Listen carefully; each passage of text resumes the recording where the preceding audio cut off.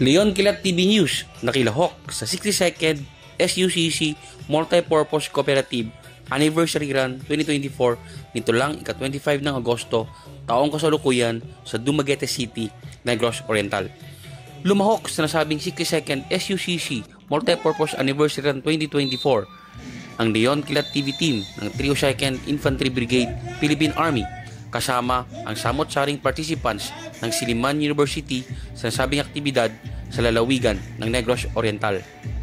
Ang nasabing tema ng aktibidad ay Stride for Success na nagsimula sa 3K, 5K, 10K at 21K na tatayang dinaluhan ng 1,265 na manlalahok na umikot mula sa Universidad ng Silliman at lungsod ng Dumaguete City.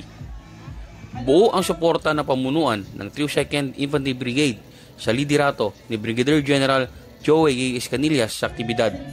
Ayon pa sa kanya na masarap mamuhay sa mapayapa at maunlad na pamayanan at sana mas marami pang maganap na gawain na may layuning mapalayo ang mga kabataan sa droga at terorismo. Ang seremonya ng palakasan ng pagtakbo ay sinimulan ng Zumba at warm-up exercises.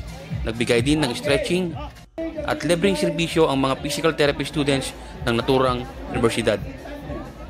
Taos-puso naman ang pasalamat ng mga partisipante na sumuporta at nag-inisyatiba na dumalo sa nasabing aktibidad. Mula dito sa Negros Oriental, Francis Hernaez, nagulat para sa Leon Kilat TV, kamatuuran, kadto sa kalinaw. Please subscribe, like, and share!